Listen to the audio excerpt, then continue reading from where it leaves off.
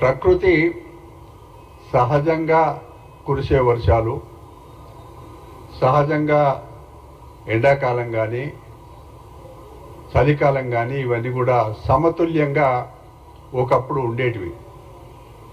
కానీ ఈ మధ్యకాలంలో రాష్ట్రంలో, దేశంలో, ప్రపంచంలో కూడా ఎంతోమంది శాస్త్రవేత్తలు పర్యావరణాన్ని కాపాడాలి, ప్రకృతి సమతుల్యంగా ఉంటే అన్ని రకాలుగా మంచి జరుగుతుందనే అభిప్రాయంతో చాలా కీలకమైన నిర్ణయాలు కూడా తీసుకున్నారు. ఇట్లాంటి సందర్భంలో సత్యనారాయణ గారు వాటర్ బోర్డులో ఉద్యోగం చేసి రిటైర్ అయ్యిండు. వారు ఈరోజు గాంధీ భవన్కి వచ్చి ఇక్కడ వాలంటీర్లు స్వచ్ఛందంగా ముందుకొచ్చి గాంధీ భవన్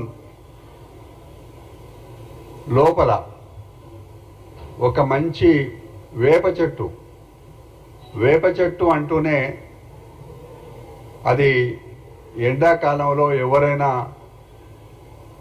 వేప చెట్టు కింద పోయి విశ్రాంతి తీసుకుంటారు. వేప చెట్టు అది దినమంతా కూడా మంచి గాలిని వదులుతుంది, ప్రాణవాయువును. ఈవెన్ ఎక్కడెక్కడైతే పూర్వము టీబీ హాస్పిటల్లో కూడా ఈ వనమంతా కూడా పెద్ద పెద్ద చెట్లు, వేప చెట్లు. ఎవరైతే రోగులు ఉన్నారో వాళ్ళకు మందులు ఇచ్చిన తర్వాత పోయి ఆ చెట్ల కింద పడుకున పెట్టేవాళ్ళు.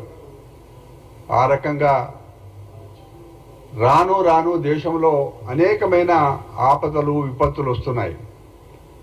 దీన్ని కాపాడుకోవాల్సిన బాధ్యత ప్రతి పౌరుని పైన ఉంది. కాబట్టి ఒక పక్కన పర్యావరణాన్ని కాపాడుకోవాలి, ఒక పక్కన భూగర్భ జలాలు కూడా కాపాడుకోవాలి. భూగర్భ జలాలు బాగా అడుగంటిపోతున్నాయి.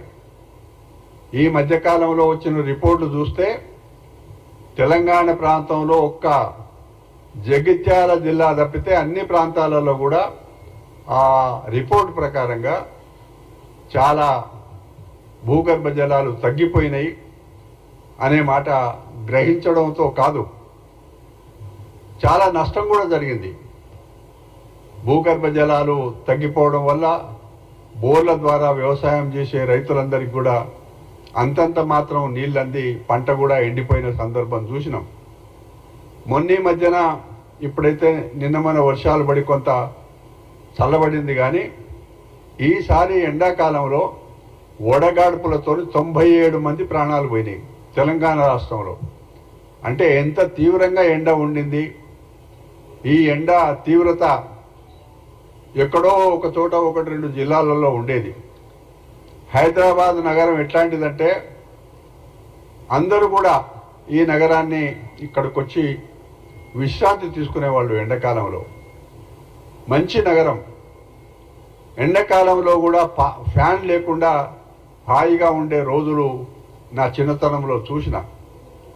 చివరికి దేశ రాష్ట్రపతి గారు కూడా విడిదికి ఇక్కడే వస్తారు, హైదరాబాద్ నగరానికి. అంత మంచి నగరం ఈరోజు చాలా ఇబ్బందులలో ఉంది. పర్యావరణం సమతుల్యం లేక ఒక పక్కన పొల్యూషన్, మోటారు వాహనాల ట్రాఫికు, మల్టీనేషనల్ సిమెంట్ బిల్డింగులు, కాంక్రీట్ మయమైపోయిన ప్రాంతాలు, వీటన్నిటిపైన శాస్త్రజ్ఞులు ఏదైతే ఎప్పటికప్పుడు ఆయా వ్యవస్థలకు చెబుతున్నారో దాన్ని పాటించాల్సిన అవసరం ఉంది. హైదరాబాద్ నగరంలో అంతస్తులకు అంతు లేకుండా ఇల్లు కడుతున్నారు. ఇది మంచిది కాదు. దీనివల్ల ఎండతాపం పెరిగి హైదరాబాద్ నగరంలో కాలుష్యం ఎక్కువయ్యే పరిస్థితి ఉంటుంది. ఈ సందర్భంగా కాంగ్రెస్ పార్టీ పక్షాన సీనియర్ వైస్ ప్రెసిడెంట్ కుమార్ రావు గారు, భాస్కర్ గారు, ఇంకా చాలామంది ఉన్నారు ఇక్కడ.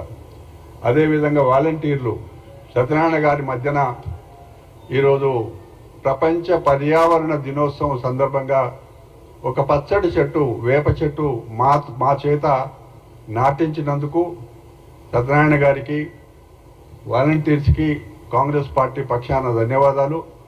కాంగ్రెస్ పార్టీ తరఫు నుంచి మేము రాష్ట్రంలో ఉన్న ప్రజానికానికి, పౌరులకి మనవి చేస్తూ ఉన్నాం. భూగర్భ జలాలు ఎంత అవసరమో పర్యావరణం కూడా అంతే అవసరం, చెట్లు నాటే కార్యక్రమం కూడా అంతే అవసరం.